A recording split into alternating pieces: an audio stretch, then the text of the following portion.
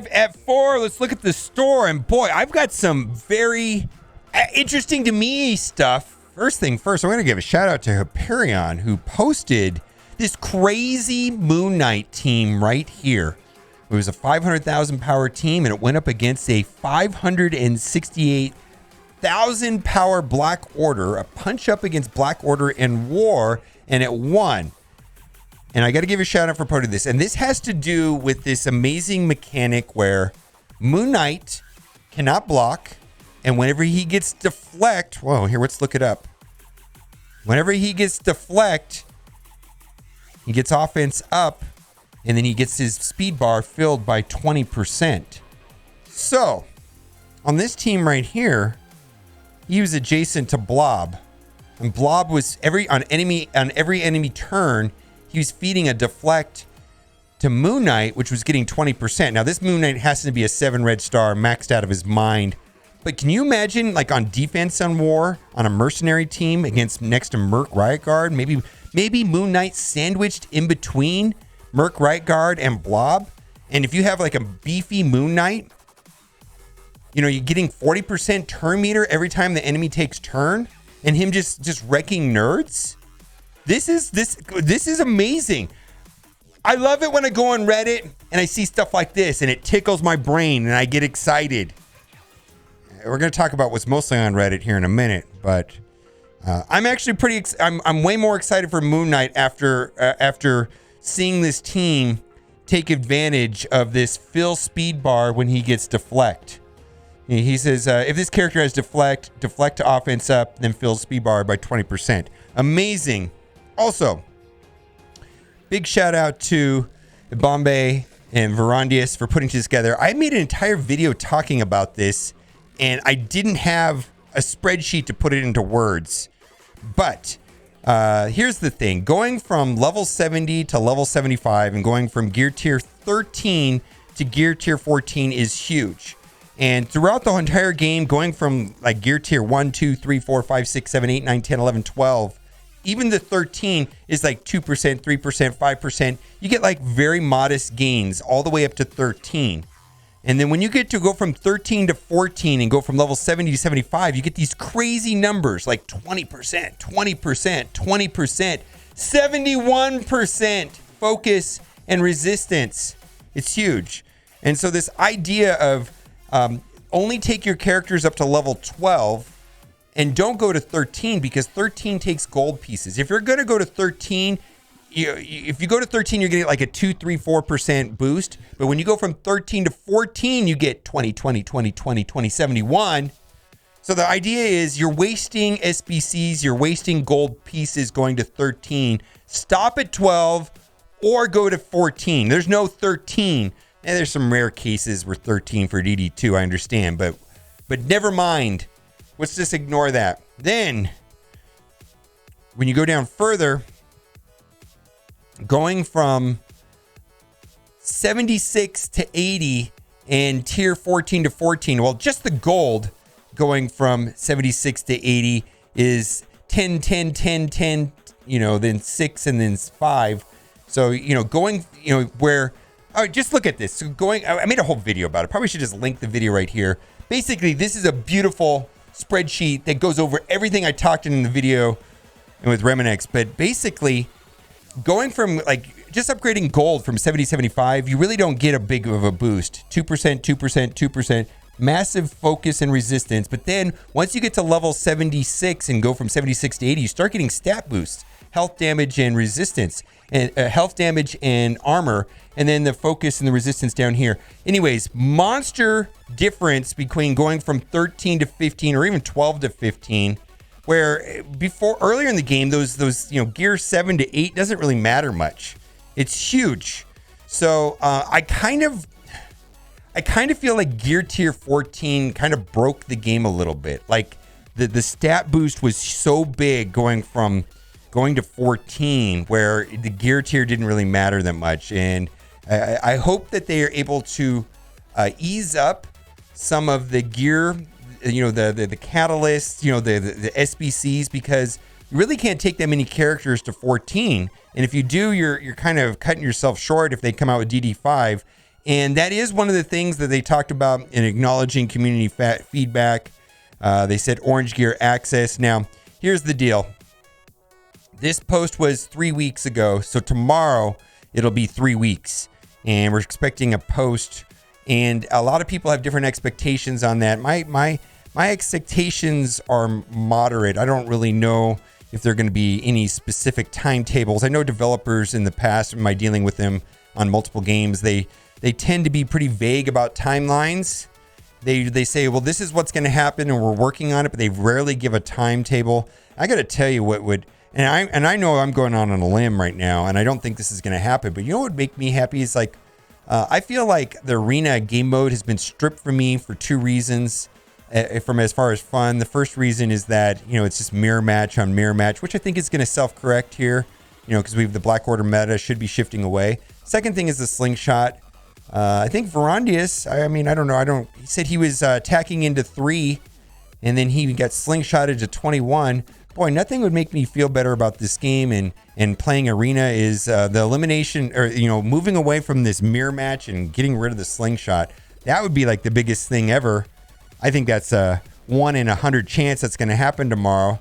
The other thing too is, anything to make the RTA more fun. I believe RTA is a work in progress. What annoys me is that we are master beta testing it live for them for the last 3 months. Eventually, they'll get the RTA game mode right. But right now, it is absolutely horrible. And what I'm saying by all this is that I'm expecting the salt of all salt tomorrow. And so we're going to see how it goes. I just don't think that there's anything that they could say in that post tomorrow that's going to pacify everybody. I really don't. I think there's going to be large amounts of the community very upset tomorrow, and I will talk about it. Believe me, but we're going to see how it goes. All right, offer review. Second chance orb offer. Okay, so Moon Knight. We were just talking about how Moon Knight has this cool mechanic with deflect, right? I think it's pretty cool. And so at best, I value these orbs at $3 a piece. So 3 times 9 is 27. So for me, this is a $27 value. I've already got my Moon Knight at 5 stars. Thank you, Toasty. The laws of streaming dictated that I get a 5 gold star Moon Knight. I'm pretty happy with that. I'm actually pretty excited about the Shadowlands team in general. I made a video this morning with help from Wolverthor, going over T4s and ISO 8, and it's just a function of how many T4s and how much resources am I going to have to spend to get them up to beat important teams like Doc Ock and Emma. And if there's people doing 200k punch-ups, I'm going to be pretty excited about this team, but I haven't seen that yet. But both White Tiger and Moon Knight seem very interesting to me. White Tiger might be a great standalone character. She's like everything a Black Panther should be. Anyways, Ebony Maw next week, Monday. This orb right here also has Quake and Ms. Marvel. At one point in time, people were buying this offer just to get Yo-Yo because she was so hard to get. I know I do not even have a 7 gold star Yo-Yo yet. She's super scarce. So most people are going into the Ebony Maw event without Yo-Yo being their 5th. It's Black Bolt and 4 Inhumans, and usually because of the scarcity of Yo-Yo, they're relying on Karnak, Crystal, Quake, and Ms. Marvel to get Ebony Maw. I get it. The bad thing about this offer right here is that you could be spending $20 to get 30 Karnak shards. My goodness. Or 30 Quake shards. My goodness. Let's move on. Congratulations to everybody that's getting Ebony Maw. Congratulations to everybody that got Black Bolt. Infiltrator orb bundle. So this is the event campaign orb that has White Tiger on the sides. She's amazing, by the way. I love her. So many T4s, but I think she's amazing. She's got White Tiger on the sides and a random character in the middle. Sometimes it has a boosted drop rate for White Tiger. I think these orbs average a little more than 5 White Tiger shards per orb. I personally refreshed the event campaign for 50 energy. That's what I do. 50 energy, up to 200 total. And that gets me about 2,600 to 3,000 orb fragments by doing that. And I just think that's a better deal than doing this. Now, these orbs are relatively good. I say about 1 in 4 of the characters in the middle are appealing to me. Probably the best event campaign orbs that I've seen in a minute. Let's move on.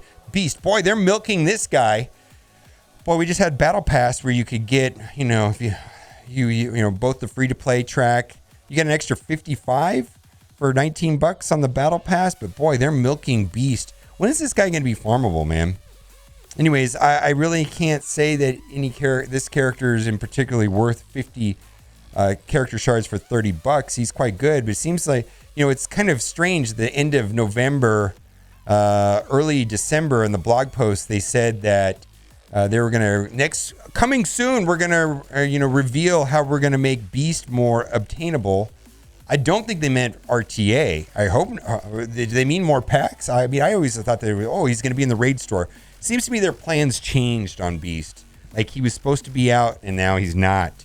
It's just kind of what I'm thinking. I think they're milking this guy. I think they're going to, didn't they milk Colossus forever? Wasn't Colossus like unavailable for like the longest time? Kind of like the way Cole is, right? All right, let's move on. Red Star Ultimate Pack. I'm valuing Red Stars at $2 a piece.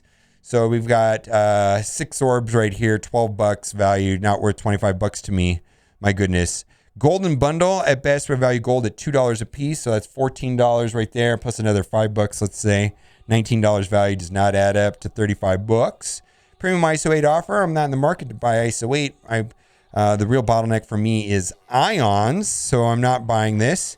Ions, this is not a good value, but I have bought this in the past. Moving Ions around, I think it's almost 100,000 Ions to switch over a 5 from, like, let's say, Striker on Emma to Healer on Emma, which I've had to do. It's pricey, and that's where they get you, is on the Ions, it seems like. Let's move on. Exclusive training offer. This is not great. At best, I value training orbs at $2 a piece. $8 plus another 3 bucks, let's say. $11 value does not add up to 20 bucks. Let's move on.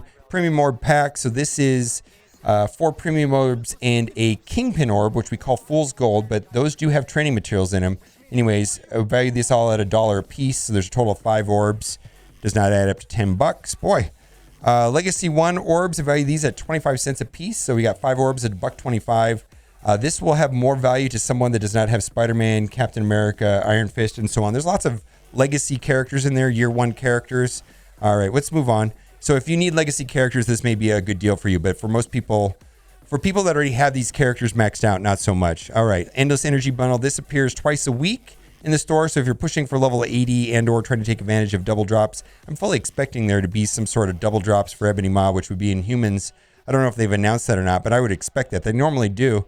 I guess we just have to wait and see. Anyways, don't forget 2 times 0 is still 0. Watermelon orb is bad. $1, $2, 10 cents, 90 cents. So I'm not going to buy this because I don't like the ability orb. I don't value those. Those are like 10 cents to me. Let's move on. Gold orb bundle. God, this is horrible. This is a blitz orb. At best, I value that at 10 cents. So $2, 10 cents, 40 cents, $2.50. No way. Get out of my face. You terrible offers. Pack of shame. Get out of my face.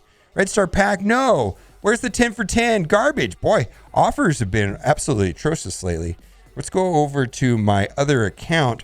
And this is my account that I've not spent any money on. And we're going to scroll past all the offers that are duplicates. Maybe we'll find a unique one. All right. Elite 4-star orb offer. We've got Elite 4s for $20. So this is anchor pricing. So this is like the price that this is a Kraken snack. I think whales probably gobble this up all day long. But $20 for an Elite 4. Almost all of my roster is at 4 or higher. So this is literally just turns into Elite 5 promotion credits. So I don't buy this, but I know that there are people that do. There is a higher chance at a 5, 6, and 7 in these orbs. And the anchor pricing on an Elite 5 is $35, and the anchor pricing on Elite 6 is $75. So that's just kind of like a reference point to like value the core pricing of, let's say, Red Stars. Even if you get all duplicates, this is kind of a reference point for me. Let's move on. Oh, what do we got? Mr. Sinister. Oh my goodness. Is he worth $30 for 50 character shards? Is any character worth $30 for 50 character shards? Yes and no. Point number 1. Mr. Sinister is very much Gold and Red Star dependent. His clone needs high stats. You know, he needs to be high stats. He needs to be high Red Stars. He's an amazing character that I've used in all kinds of game modes. I found him actually delightful to play in Dark Dimension 4. He's easily number 6 on my top 3 characters. You know, he's a top 10 character. He's an amazing character, and he seems like he's going to scale well over time. For example, Doom is out, right? Guess what Mr. Sinister can do? He can clone Doom. He's always going to be that way. When the Quicksilver comes out or Silver Surfer comes out, guess what? He's going to clone them. You know what I mean? It's amazing the way that works. He's just a great character. Also, he's available in War Store and War Store currencies and Extreme Premium. And but yeah, he's a top 10 character easily. Love this guy. I don't know if you should buy him. It's hard for me to pitch anybody saying this is a good idea, though. But do what you got to do. Mr. Sinister is amazing. I love him. He's great. All right, let's move on. All right, the X-Leader offer.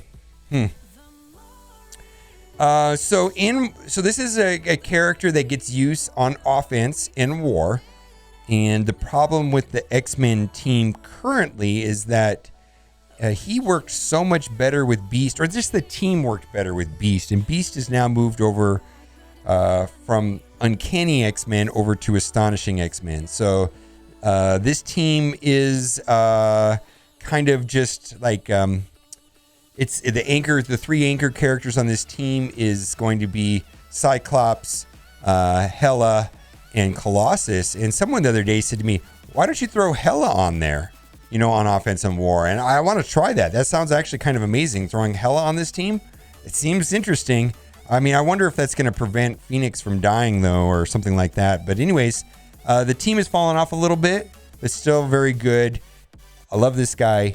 I'm not sure if he's worth $20, though, for 45 character shards. Man, if he was like $5, I'd be all over it. All right, let's move on. I don't think we have anything else here to talk about. It looks like all of these offers are duplicates. All right, let me know what you think about the post for tomorrow. Now, we're going to be here. I don't know if there's going to be a post tomorrow. I mean, there's supposed to be a post on tomorrow based on that other post that I showed earlier.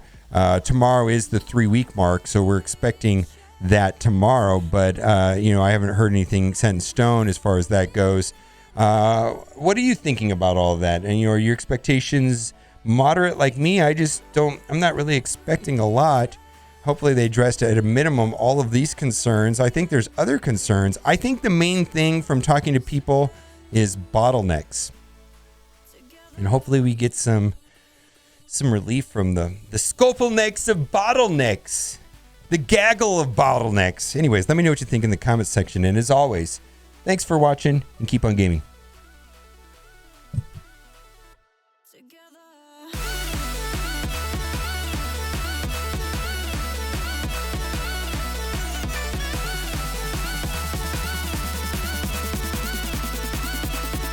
Together.